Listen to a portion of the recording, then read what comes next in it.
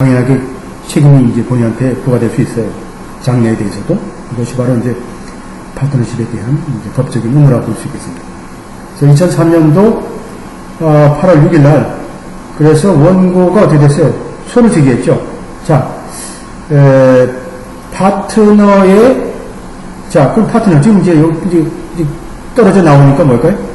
파트너의 매입 가격을 결정해달라라고 하는 거죠. 당연하게. 얼마로 쳐달라고 얘기하는 거죠. 나오니까. 돈 받고 나와야 되는데, 여기 보니까 누가 사든지 일단 파트너에서 책임지고, 매입을 하라 하는 거고. 그 다음에 거기에 따른, 손해배상을 청구를 하는 소를 제기했어요.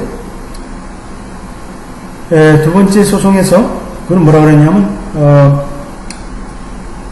처음에는 이제 buyout price and per damage에 대한 소송이었고, 첫 번째 소송이고, 두 번째는 뭐예요? 두 번째 청구 소송은 뭘까요?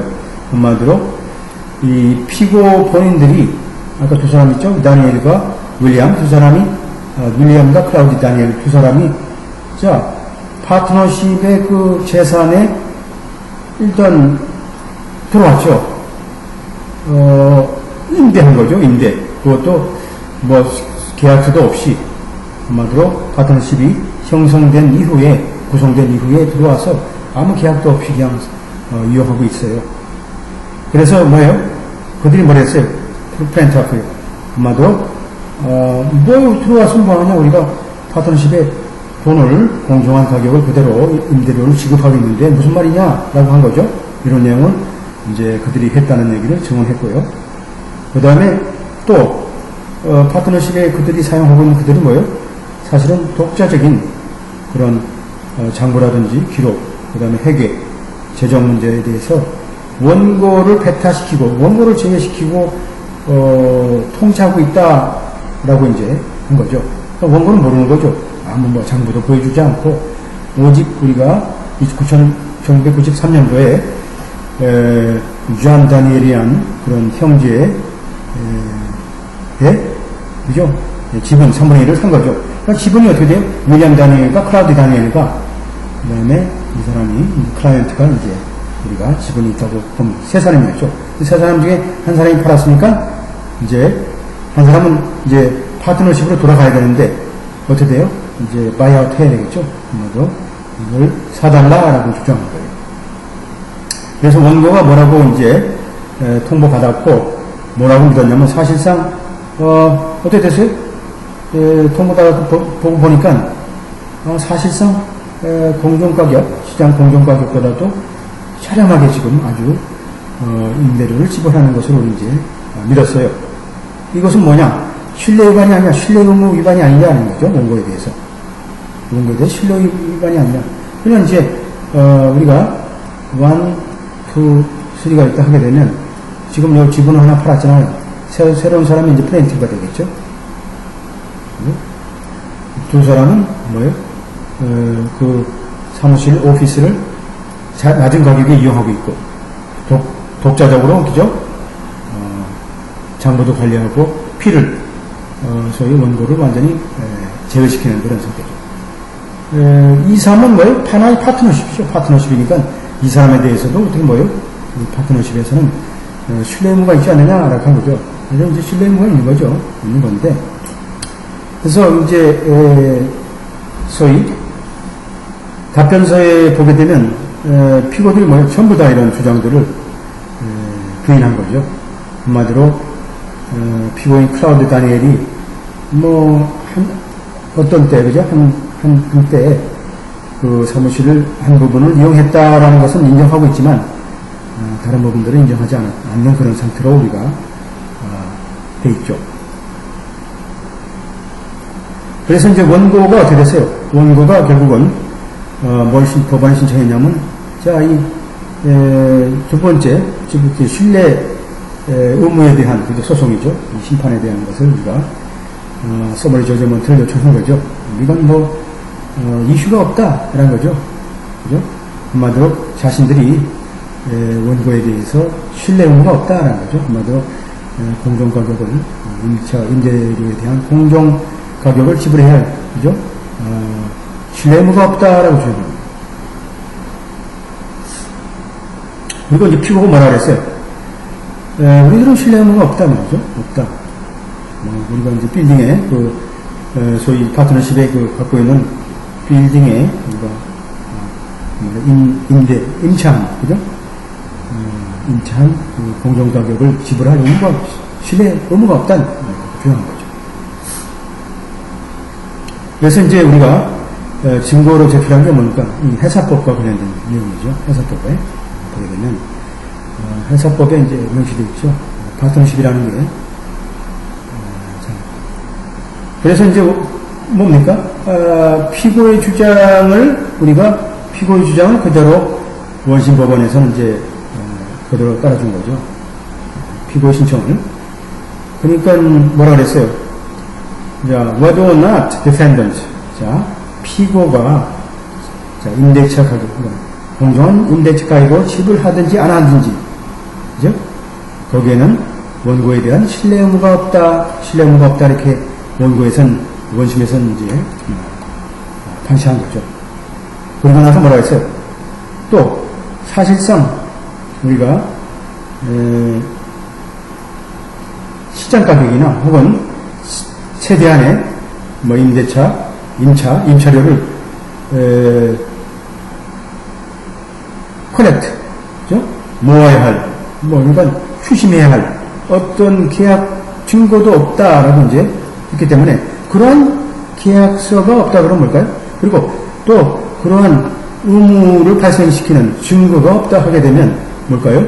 당연하게 우리가 신뢰 의무가 없다라고 이제 이렇게 얘기를 원심에서 하고 있습니다.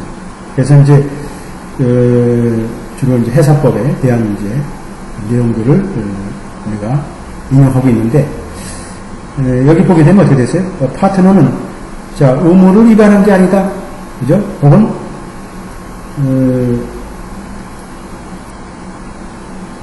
이 회사법에 따라서 파트너십 계약에 따라서 단지 뭐뭐 때문에 파트너의 행위 자체가 자기 파트너 자신의 이익을 추구한다는 이유 때문에 파트너십 계약서에 혹은 이 법에 따라서 의무를 위반한 게 아니라고 이게 우리가 원심에서 판단하고 있습니다. 그래서 이제 한마디로 피고가 한마디로 공식적인 오더죠. 명령, 공식적인 명령. 한마디로 법원에 우리가 제출된 여러 가지 내용들을 포함한 공식적인 명령을 준비를 했는데 뭐라고 되어 있어요? plaintiff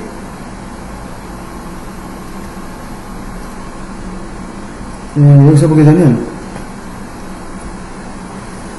plaintiff 뭐예요? 결국은 이제 여기에 대해 서로 제기한 거죠. 그래놓고 이제 결국은 명령을 우리들은 자 결국은 왜 구제가 허락되지 않은 이유에 대해서 우리가 밝히라는 그런 명령을 바란다 했죠. 그러니까 이게 하급심에서 잘못하다 보니까 여기서 보면 number of additional recit니까 뭐예요? 뭐대로 여러 가지 입증 자료들이죠. 포함된 내용들을 이제 원심에 제출해가지고 이제 확정 판결을 받는 그런 내용이라고 볼 수 있겠어요. 그래서 어떻게 돼요? 이 사건을 우리가 쭉 보게 되면 원심 법원의 결정이라는 게 완전히 어떻게 돼요? 순수한 그 법의 문제다, 결정의 문제다라고 볼 수 있겠죠. 특히 이제 신탁 의무에 대한 범위가 어디까지인가라는 거고 법에 따라서 이건 이 파트너가 법에 따라서 어느 정도, 그 다음에 신탁의 의무에 미치는 영향이 어느까지인가, 그죠? 어디까지냐. 그래서 이거 보면 이제 신탁법이 이제 우리가 회사법에 나와 있고, 그다음 순수한 법의 문제로서 이러한 문제는 어떻게 돼요? 독립적이고 새로운 항소심에서 그러니까 소위 어떻게 돼요? 하급심에서의 내용을 무시하고 일단은 새롭게 증거를 우리가 다시 모아서 우리가 판단할 필요가 있다라는 거죠. 그래서 이 드노버 하게 되면 상당히 우리가 법리 문제에서 중요한 내용이라고 볼 수 있겠어요. 그래서 이제 서머리 저지먼트를 허락하는 명령에 대한 항소죠. 항소에 있어서 소위 항소심 뭐예요? 엄마도 독립적으로 그 법의 문제를 이제 우리가 심리한 거죠. 심리한 거고 특히 이러한 자료 서류들이 실제로 사실에 다툴 수 있는 트라이벌이니까 다툴 수 있는 사실의 문제를 제기하고 있는지도 우리가 파악해 볼 필요가 있다라고 우리가 이제 판단하고 있습니다. 그렇다 그러면 numerous diversion offered by defendant 이 피고가 지시한 여러 가지의 이 diversion이 그죠? 좀 빗나간 내용들이죠. 있음에도 여러 가지 내용의 주장들에 불구하고 한마디로 이 사건은 뭘 제시하고 있는 아주 간단한 형태의 사실과 문제를 제시하는 걸로 되어 있어요. 그래서 이 현재 그 목적을 위해서 뭐라고 추정돼야 되냐면 자 사실상 피고는 문제의 그 빌딩이죠. 문제의 부동산이 자신들에게 임차라고 그죠? 혹은 관련된 기관이죠.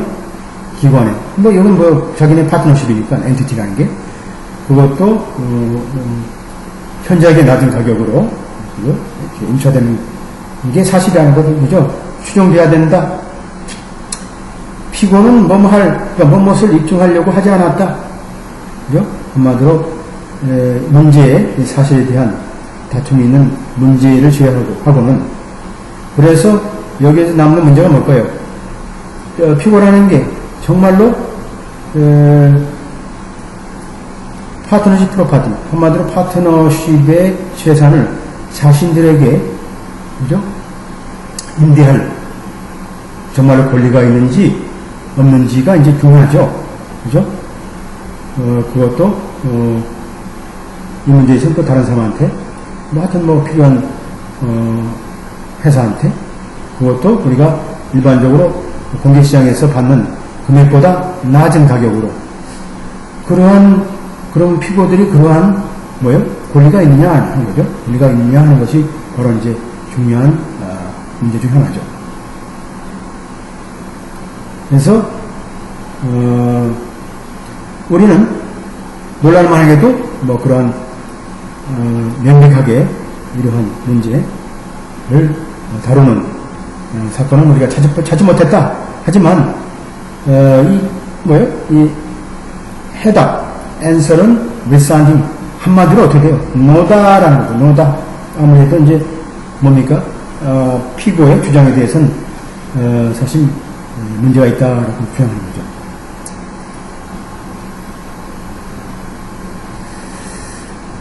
자, 그렇다 그러면 파트너십의 그 성격이 뭡니까?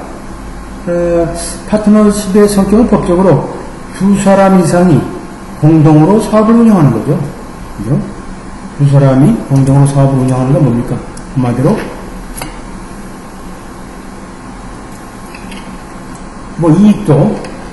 이익만 가지면 좋죠. 이게 또 보니까 결손도 있죠. 한마디로 손해도 있으니까 손해도 같이 공유해야 된다라는 게 바로 이제 파트너십의 이제